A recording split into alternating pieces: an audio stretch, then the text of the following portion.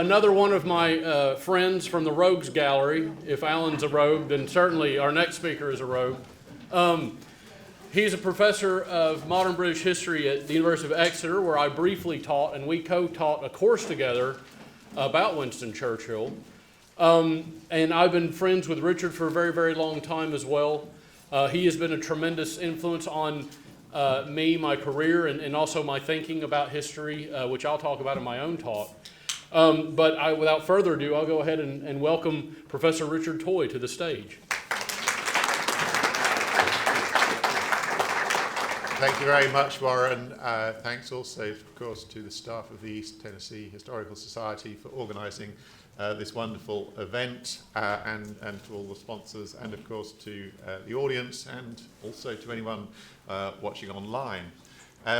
So Alan Packwood has just given a wonderful presentation, which I think showed, which I can build on to a certain extent, because Alan showed the complexity of some stories which are often presented as being very simple. And I think he gave us reason to sort of rethink Churchill in various ways. Churchill's leadership is often obviously cited as an inspiration. We are told that we can learn lessons from his leadership. I believe we can, but perhaps the lessons are a little bit different than sometimes we think. And I think to illustrate that point, Alan's story about Churchill and wanting to go to be present on D-Day when the assault was launched was very illustrative, because in a way what Churchill wanted to do, to go and witness events from very close by, was the thing that we would think of as being typically Churchillian. Certainly that was obviously his instinct. But what Alan also showed was that after a certain amount of pressure, it must be said, that Churchill listened to reason and responded to rational arguments. And I think that's interesting. He wasn't just somebody who rode roughshod over other people's opinions in the face of the facts. And similarly, what I want to do today is make you rethink Churchill's speeches, World War II speeches, and the way that we typically think about them. Now, one thing I've learned from Churchill is that you should never be afraid to advertise. So I mentioned this book which I published back in 2013, which is going to tell you in more detail the story that I'm going to tell you this afternoon. I can only touch on elements of that story today. And I'm going to try and keep it short if I can, to restrain my enthusiasm, so there will be some time for questions. Now, what is that story that we're always told of Churchill's speeches? Well, this is the picture post, popular illustrated British magazine issue of 2nd of August 1941. And as you see here, they did a special feature on listening to Churchill. The voice that everyone stops to listen to, it says the Prime Minister gives a broadcast. But I think the caption underneath that rather gives away the fact that the story that they were trying to portray of everybody, like this gentleman in the photo, listening with rapt concentration to Churchill, that wasn't necessarily always the case. So I'm going to read you the picture post's caption. For weeks, our photographers have had orders, whenever Mr. Churchill speaks, to go into pubs, clubs, streets and homes and photograph the Prime Minister's audience. They tried again and again. At last, they have obtained a set of pictures which sums up the spirit of the nation. So the feature shows sort of, if you like, what is the sort of the ideal or kind of approved way of listening to Churchill. And you see that there are people from different classes. We have rural audiences, we have urban audiences, we have working class audiences, we have upper class audiences in the sort of Piccadilly restaurant in the bottom picture. And everybody is sort of watching with or listening with rapt attention in silence. But of course, these people know that they are being photographed. Now, This is not to say, of course, that many people did listen with rapt attention, but not everybody and not all the time. And so sort of the simple message which I'm going to give you today is that Churchill's World War II speeches generated more controversy and criticism than popular legend would have us believe. And I'm going to explain why that's important. That doesn't mean that Churchill wasn't popular. It doesn't mean that there weren't many people who did indeed respond in the way in which we typically expect people to have responded to his speeches, that is to say, being invigorated, inspired, galvanized, and so forth. But the fact there was a significant amount of more criticism and controversy is important, not just because it's factually important to know that, but rather because it actually helps us understand his rhetoric and the way in which he constructed his speeches across the course of the war. Now, when I published this book, The Roar of the Lion, back in 2013, there was a sort of a media storm because my message that some people criticised Churchill's speeches at the time was interpreted as, Professor says that Churchill's speeches were rubbish, which of course is not at all what I'm saying. That to report that criticism was made is not to endorse that criticism, and certainly you couldn't endorse all of the criticisms, which were often mutually contradictory, and sometimes the people individuals who were making those criticisms would contradict themselves, so you couldn't endorse all of these criticisms, certainly. But let us think about what evidence there is actually to trace what ordinary people's opinions were. Now, in some ways, we are very blessed in this respect from a couple of different sources, which I'll mention. Well, first of all, there was the Ministry of Information and its Home Intelligence Division, which was charged with trying to assess morale.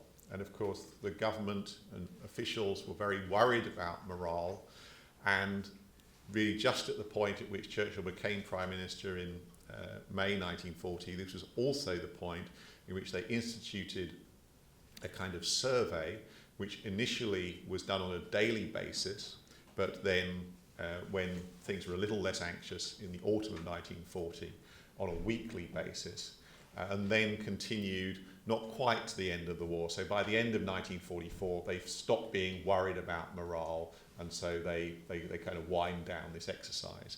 Nevertheless, the people who were conducting the survey and sort of trying to build up a picture of what morale was like from a wide range of different sources, they were charged, one of the things they were particularly told to focus on was the reception of ministerial broadcasts, including, of course, Churchill's own broadcasts. So we have that very rich body of information. We also have information generated by an organisation which you may have heard of called Mass Observation, which was a sociological research organisation founded in 1937. And it was a kind of progressive-leaning organisation, if you like. It was, its sort of slogan was the science of ourselves. So it was about finding out about what we, the British people, are really like. And this extended to taking photographs at football matches, then counting how many people were wearing hats. It was kind of down to that granular level of detail about all sorts of aspects. It was about, there were questions about attitudes to capital punishment, to reading the newspapers, to sex, but also to politics, and that's why, of course, it's very useful for these purposes.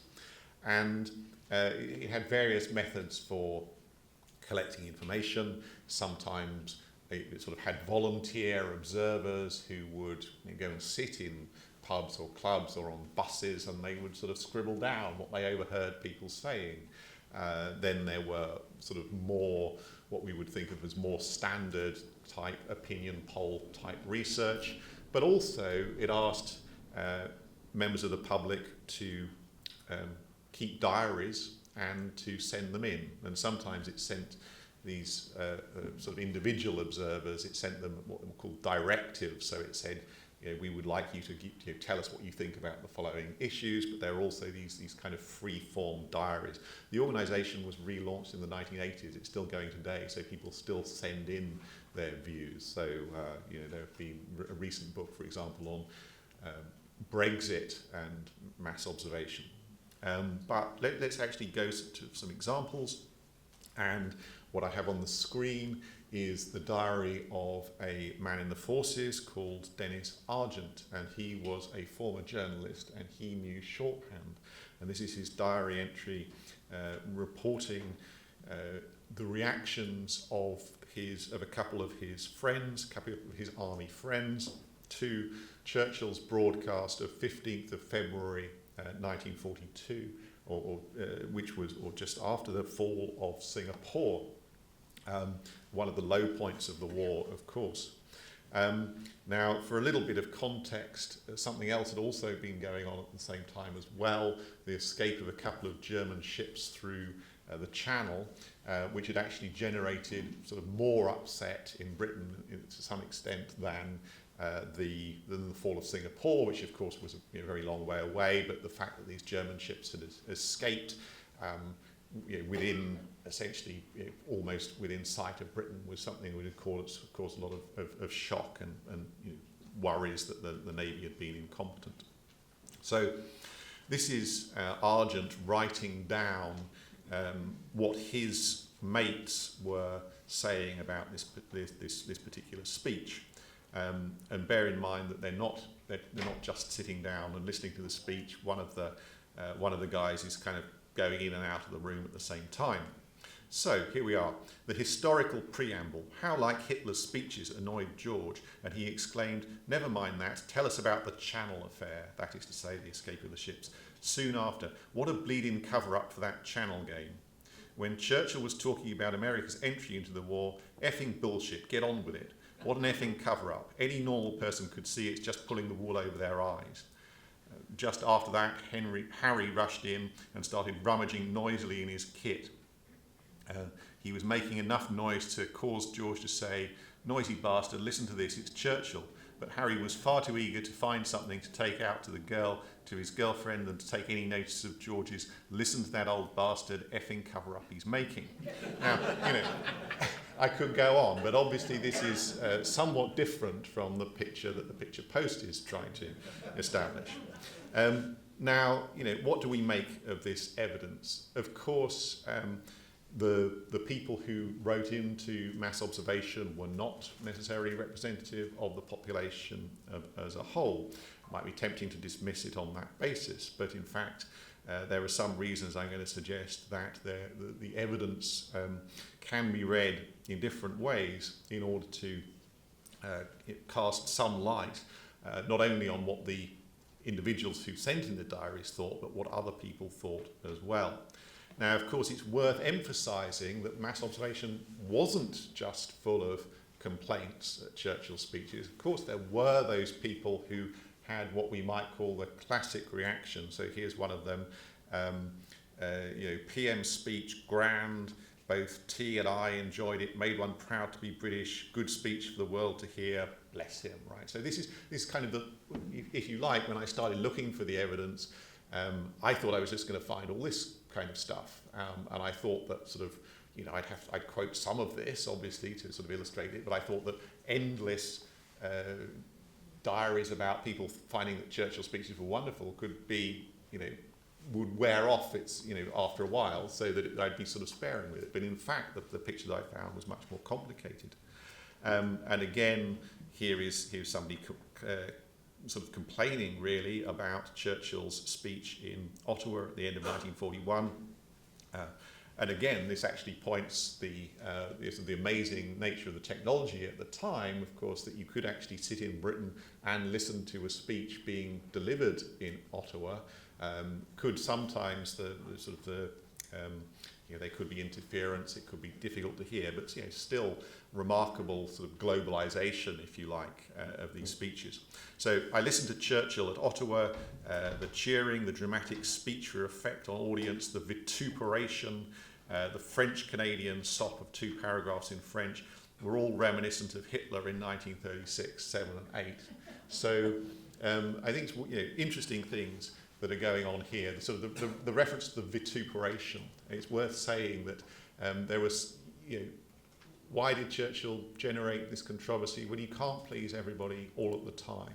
And that there were things such as when he criticised, when he referred to Hitler as Corporal Hitler, there were a lot of people who thought that was, very funny and enjoyed it a lot. This was something that went down well. But there were also other people who thought that it was undignified and un-prime ministerial. Similarly, you've got to remember that Churchill didn't start out with a clean slate in 1939 or 1940. He had a long, controversial political history behind him, particularly thinking about his advocacy of British involvement in the Russian Civil War, the line that he'd taken over the general strike in 1926 and so forth. So if you want to put it like this, he had a lot of baggage, and that there are a lot of people who sort of didn't overcome that baggage, or to a certain extent they were prepared to put it to one side and give him support for the duration of the war, but sort of in a qualified way. It wasn't something that they were going to want to extend after the war, as of course the result of the 1945 general election showed. And then, there are, it's sort of also worth saying that it wasn't just people who were politically hostile to Churchill who sometimes didn't like his speech. So here we have a speech from, I think this is 1941. It annoys me to have to listen to Churchill making these speeches. I was dragged out of the office to listen, but everyone got bored and quite a lot stopped listening.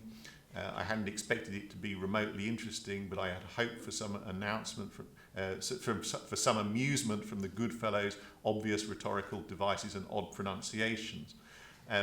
So again, somebody who's not politically hostile to Churchill, but actually just didn't want to come out of the office, doesn't particularly like like his style, and also, of course, reporting that sort of other people were not that enthusiastic either. So this isn't really something which has got a strong political connotation to it. It's just they didn't particularly go for the style of the speech.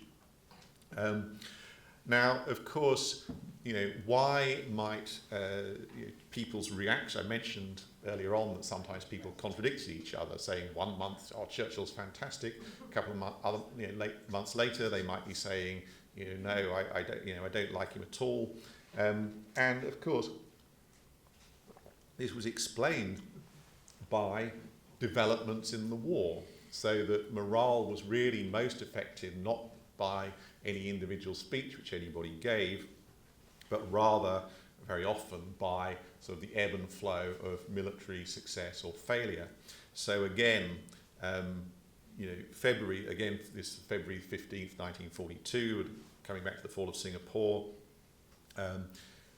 respondents saying, very depressed by Churchill's speech, weak and illogical, wonder if we're sunk. Now, of course, it wasn't, I would say that's not really a factor, a product of what Churchill was saying, or that his rhetorical skills were somehow less good than they had been in 1940. It was simply that there had been some very bad news, and that people naturally reacted accordingly. And of course, there are also people who say, that was a very good speech, but actually what we need is military success. We don't need fine words, and so on. And so, equally, there are those, again, making the point that the evidence can be read in different ways, or that we can see that respondents reported their own views, but they also reported views of other people. So here we have one saying, why people should have been depressed by Mr. Churchill's speech, I do not know. A charwoman said, "We haven't been told the truth for ages." And the diarist says, "I said, why don't you try a spot of prayer," right? So in fact, this person thinks that Churchill's giving a good speech, but is reporting that other people are depressed. Now again, as I say, there were people often did report feeling depressed. But I'm going to argue, and this is where I'm going to come to how this can actually help us understand Churchill's oratory better, is that in the long run, it was important that Churchill did not always try to avoid making people depressed. That is to say, he had to bring bad news. He had to report bad news. And of course, he's very open from the outset with his first speech in Parliament as Prime Minister, 13th of May 1940, saying, "I have nothing to offer but blood and toil, tears and sweat." So from the first, he's been quite open about the fact that he's not going to be dressing things up. And of course, many of why do people get depressed at his speeches sometimes? It is because he is bringing depressing news. And so if you think about his famous, perhaps his most famous speech, the Fight on the Beach's speech of 4th June 1940, at a point where France is still in the war, actually, for another couple of weeks, he says, "We will fight on, if necessary, for years, if necessary, alone." Now, for the British public, that is actually a kind of a shocking thing to say. It's like, alone? We might be alone? What? Is France going to drop out of the war? The answer, which is, yes, it is. And at some point, the British people have got to find out about that, and they've got to deal with it. So, the simple fact that people became depressed or downhearted at depressing or downhearting information shouldn't take us by surprise, and that rather we should recognise that this was a sort of a strength of Churchill's rhetoric over the long term, because he realised that it was important not to give people false hope. Now, I'm not going to say that at every stage in the war, Churchill always told the British people the unvarnished truth. This is not really the case. Of course, there were sometimes sort of good reasons, good operational reasons why he couldn't do that.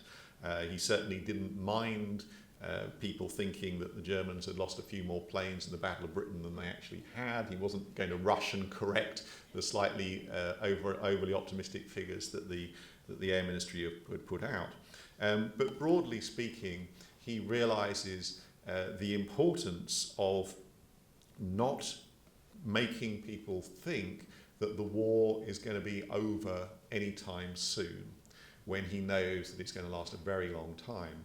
And again, he's quite open from the beginning about, on the one hand, yes, he does express this very important confidence in ultimate victory, but he's equally clear that he doesn't actually know how it's going to happen or when it's going to happen, and that this may be years and years in the future.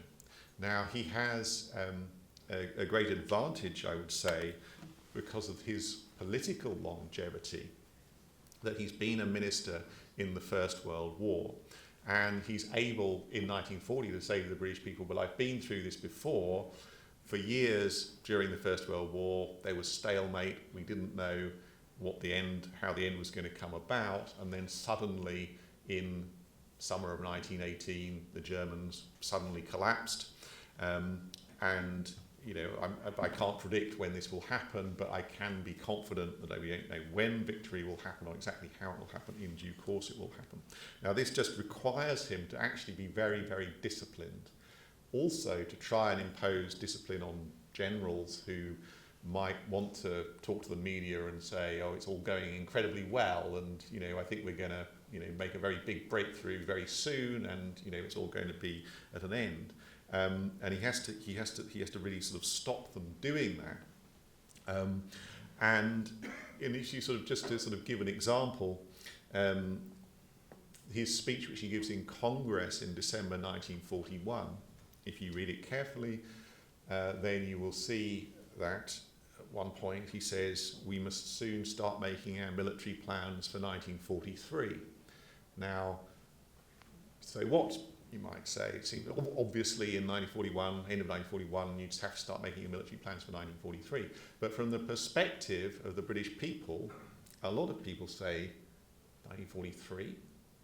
Is the war still going to be going on in 1943? Of course, the answer was yes, it was. But this is Alan's point about looking through the rear-view mirror. Of course, we know that it was going to go on until 1945, but other people didn't. There was a very strong popular belief, that Hitler can't last another winter.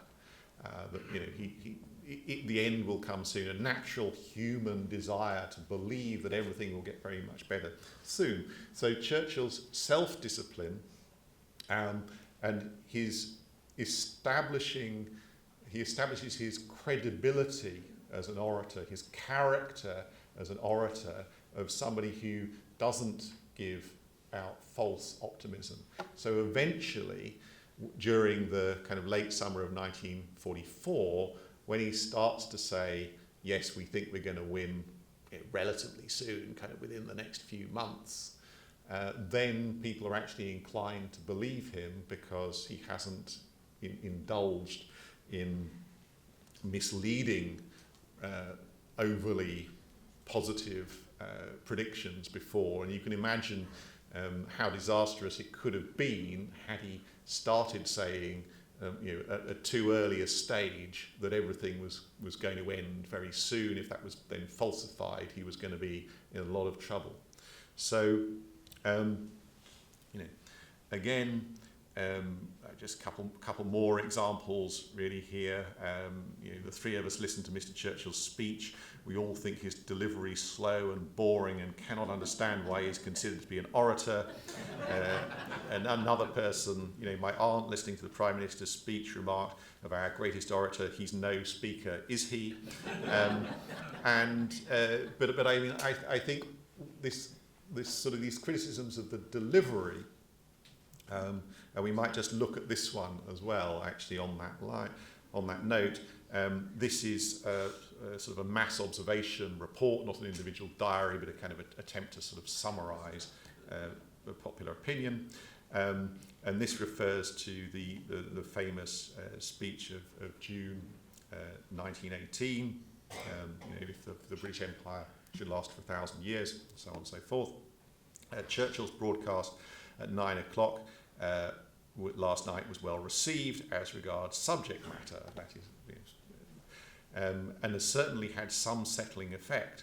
But his delivery was frequently criticised. Some suggested that he was drunk, others that he did not himself feel the confidence he was proclaiming. A few thought he was tired. It would seem that the delivery to some extent counteracted the contents of the speech. As I say, this is the finest hour speech. Now, whether or not he was drunk is neither really here nor there. If you listen to the speech, if you listen to the original speech, he does stumble over his words. The fact that he was tired, very plausible, could well have been that.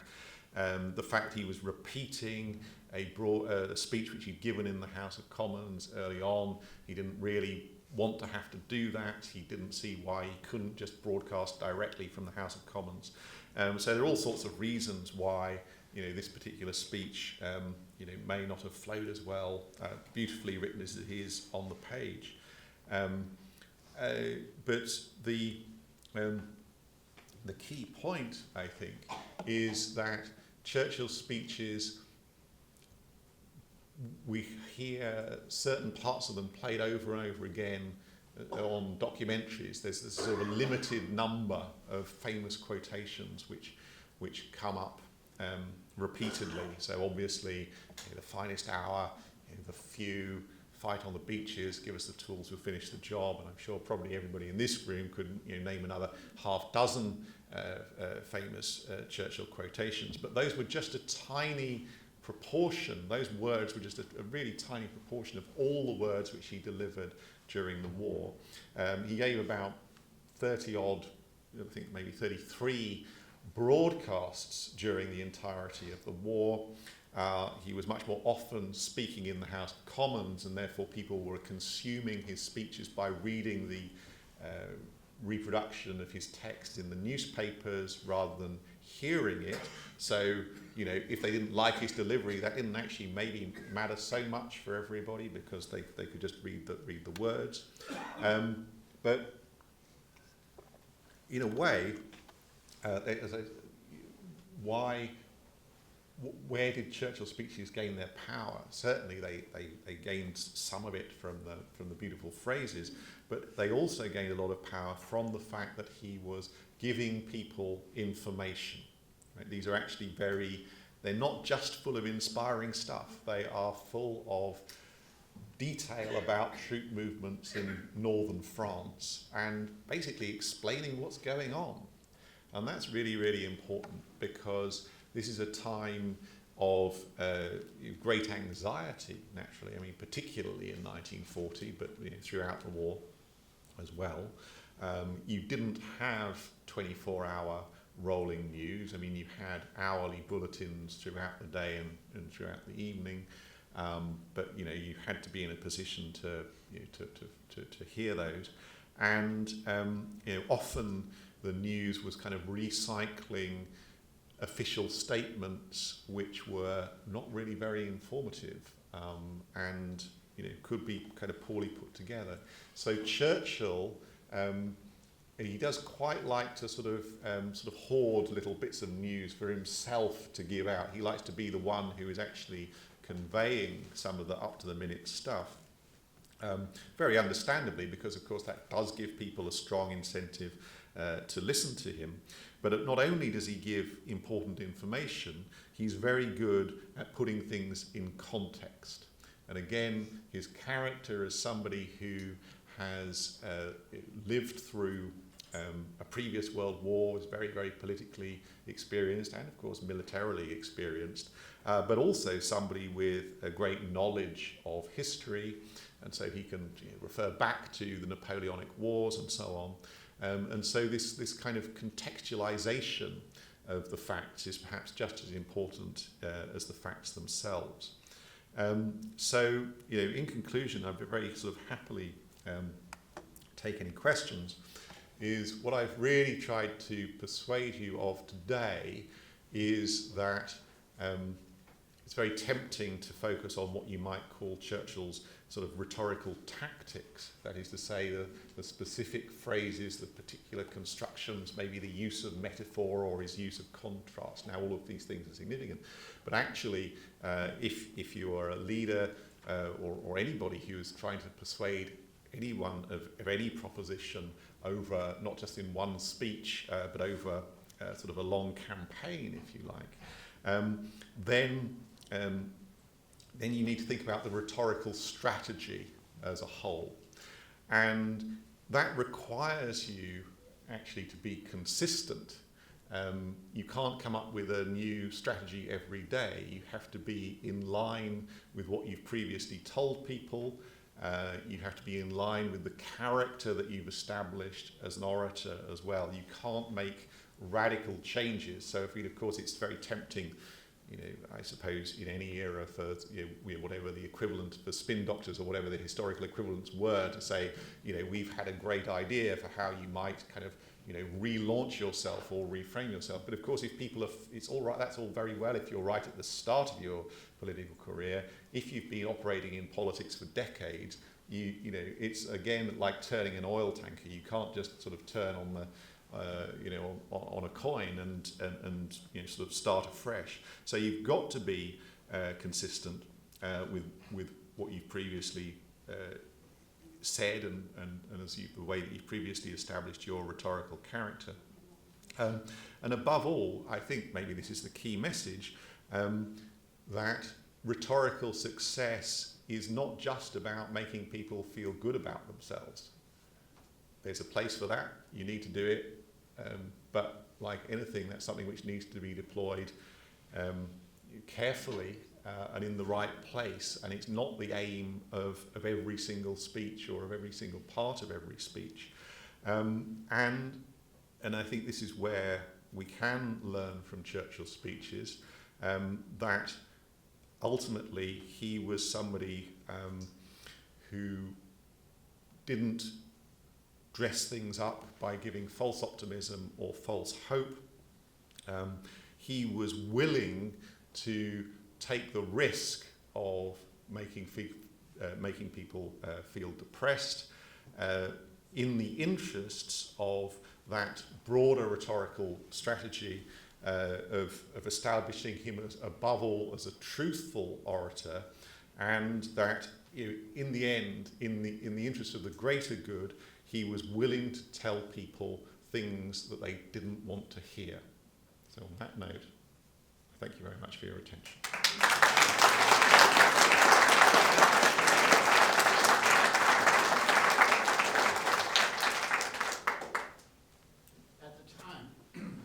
At the time were his speeches compared to Roosevelt's? Yes, they were, and particularly, I would say, I'm sure you're kind of familiar with the Chicago Tribune, which has got a very sort of interesting relationship, I would say, with Churchill as a sort of initially a sort of isolationist paper in the first part of the war, and then even after Pearl Harbor, you know, with a very, let's say, kind of British sceptical line.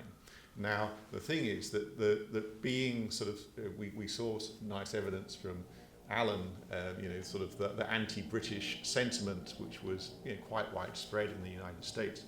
Now, the way that the Tribune responds, it doesn't say Churchill's making bad speeches. Rather, it says, you know, Churchill's making very, very good speeches.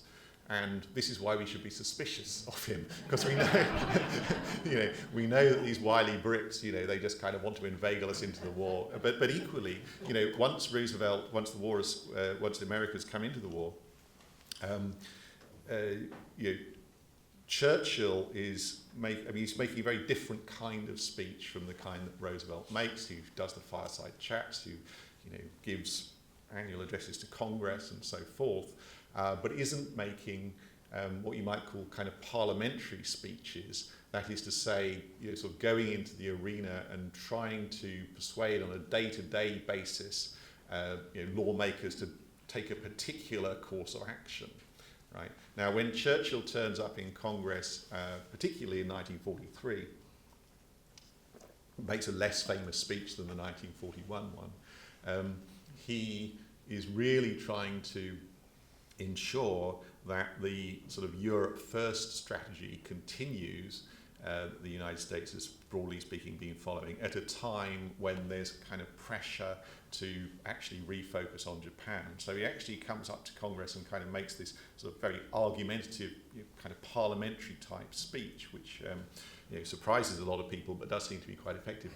So Roosevelt is doing something quite different, but then sort of Roosevelt is often sort of criticised for being comparatively silent when Churchill is going back to the House of Commons and reporting on international summits. And people in America are saying, well, you know, this is all very well to hear this from Churchill, but, you know, why aren't we getting this kind of perspective from Roosevelt? Did Churchill have a writing team who reviewed his speeches and did rewrites and things like that? The simple answer is no. But that doesn't mean that there wasn't a kind of a bureaucratic process. So in terms of how he actually did it, it was something which would take him kind of 3 or 4 days to develop one of these big speeches, which at the beginning of the time as Prime Minister, he was kind of delivering once a month, the kind of report on the war situation in the House of Commons. And he would walk up and down and would dictate to a typist, so he'd get a text and then he would revise the text. And then the kind of the bureaucratic part of the process would be the speech would be sort of copied and chunks would be sent out to different government departments, and and there would be requests for facts and figures, of course, And then, people would come back with sort of various comments or criticisms or suggestions. There would be things like, we think you should praise the ambulance workers because nobody's praised the ambulance workers for a while, this kind of thing.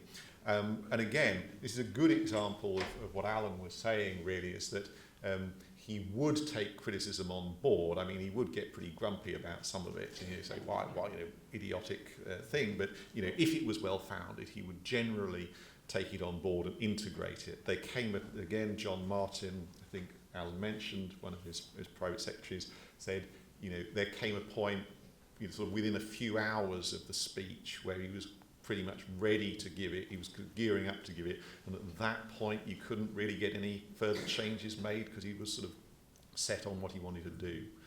But I mean, in comparison to a modern politician, speechwriters for presidents were obviously already in existence at the time. Some previous prime ministers had used them a little bit, but in comparison to today's politicians, he was not supported by that kind of big apparatus of people who were actually coming up with the words themselves. I mean, there are so few examples of, paragraphs which were written by other people sneaking in, but really not very many. Would this also be true of his multi-volume history of World War II, which in reading it, I just wonder how in the world he had time to write all this? Was he just getting people to... Well, yes, he had on that he had an enormous amount of help. I mean, of course, he did write bits of it himself.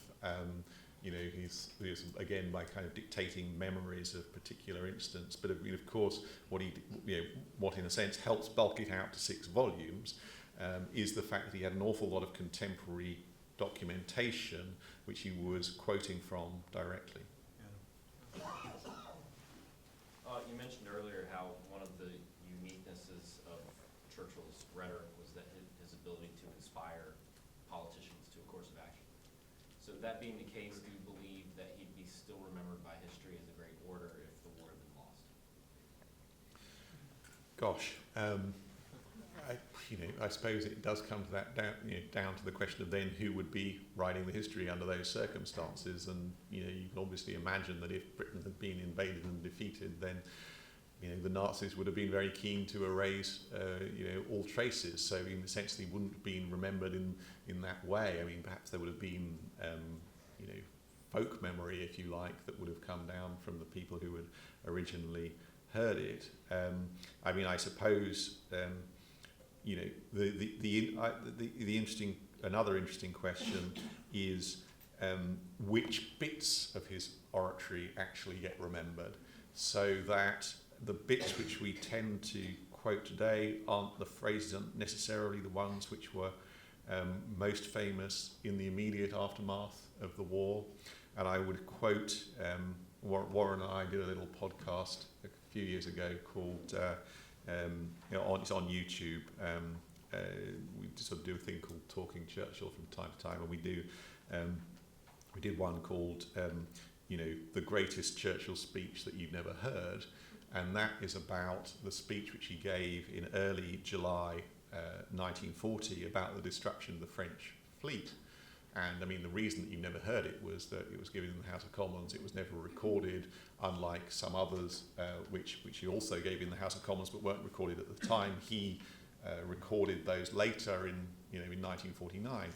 And again, it was, why was it a great speech?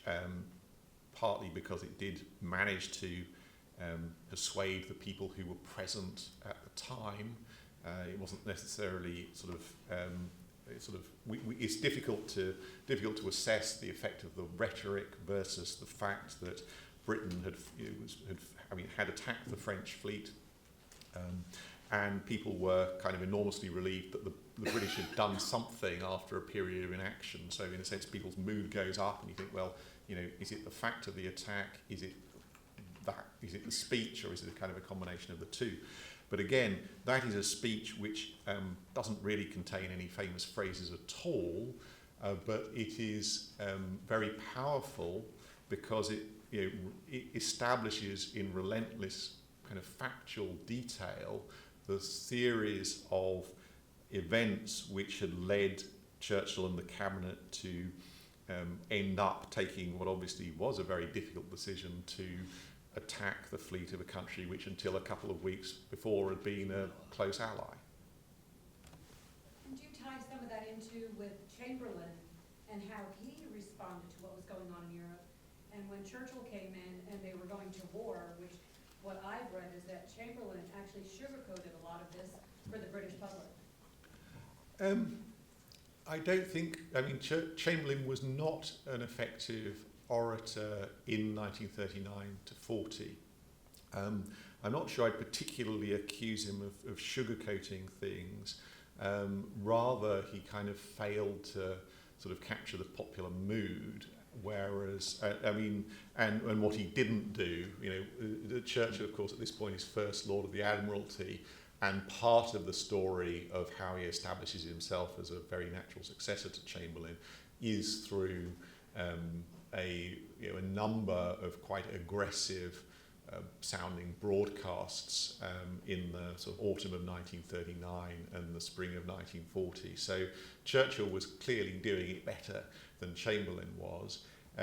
You've got to remember, of course, though, that Chamberlain retained his popularity, up until as far as we know from opinion polls, which were a bit more rudimentary at the time than they became later. But he was a popular politician, and he was, of course, enormously popular at the time of the Munich Agreement in 1938, and so obviously it's quite possible to sort of deplore his politics, but he cannot have been a complete failure as an orator, full stop. He just really wasn't very good at it once the war had broken out.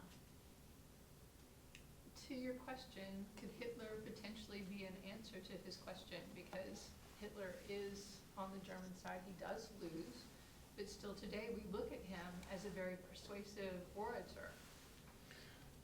Yes, that of course is true, but I suppose the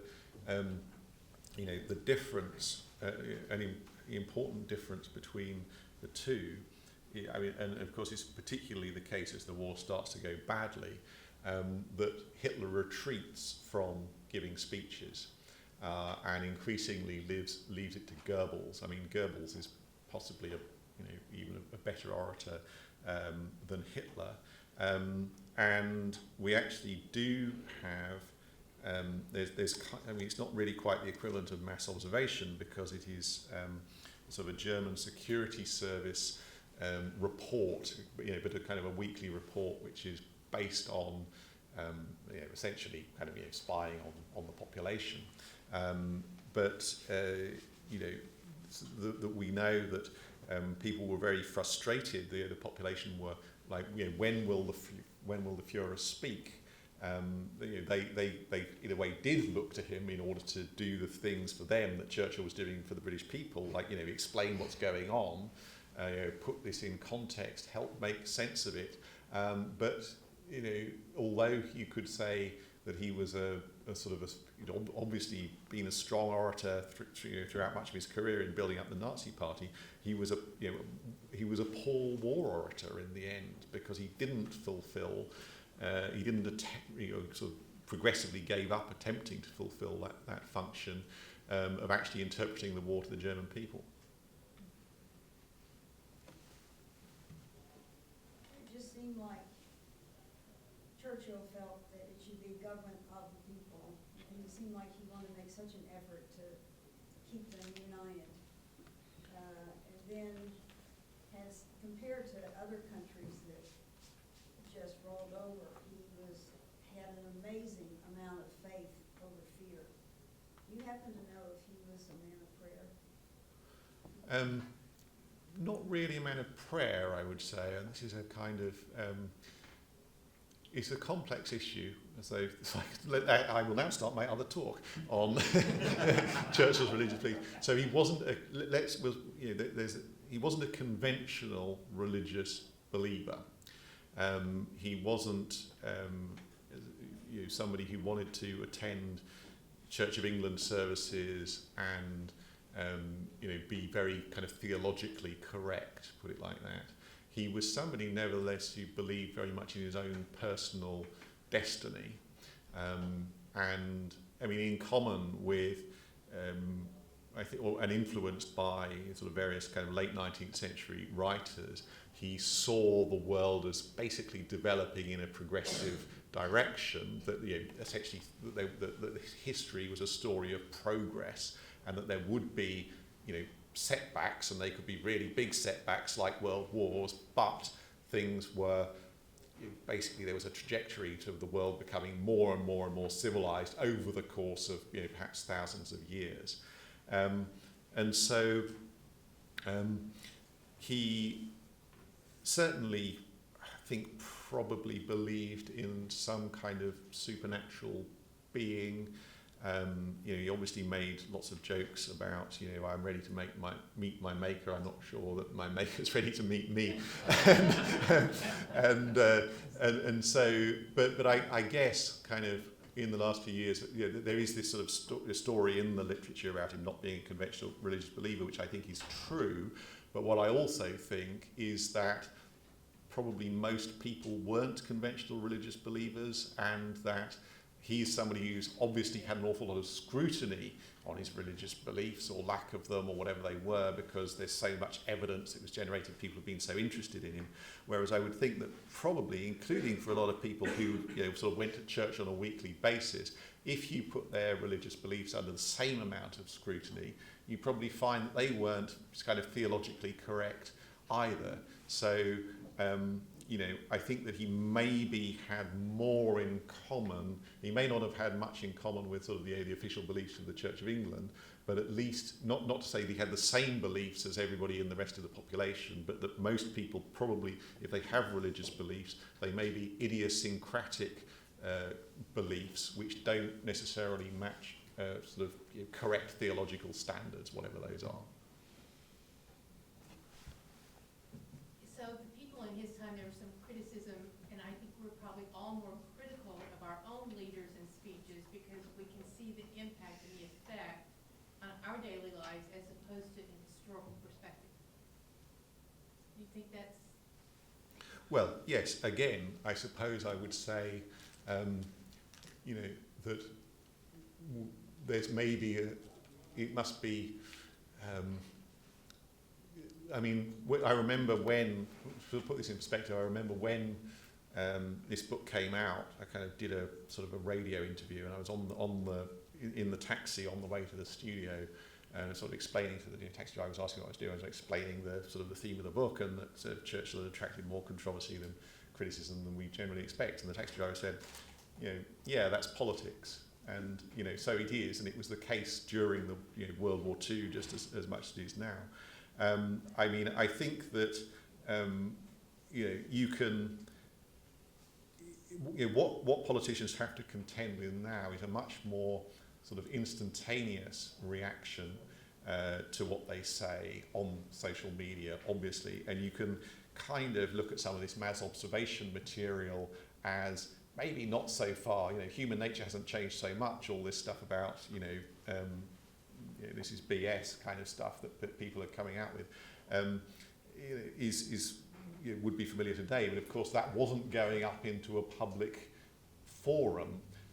Churchill, not to that level of granular detail of the sort of the abuse, but he would these Ministry of Information reports were something which he looked at from time to time. So he could have at least made himself aware of popular opinion, but that's not quite as visceral, if you like, as like looking on Twitter and then just seeing all these really horrible things which people are saying at you. It's an interesting question about that letter. It's like that actually required more effort than writing on Twitter. You had to buy a stamp and some paper and get your typewriter out and all that kind of stuff. I suspect that Churchill was protected from directly seeing that kind of stuff, but it's interesting. I assume that's an example actually from his papers, right? It's actually from John Martin's papers, so John Churchill Martin may not have seen it. Right.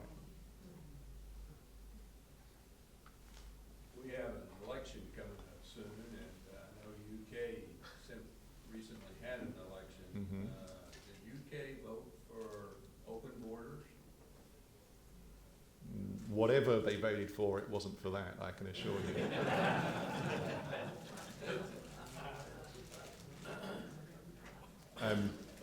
I'm not sure you want to develop your question. No, I mean certainly, if you read the manifestos of the parties, none of them is saying that they wish to have open borders in the UK.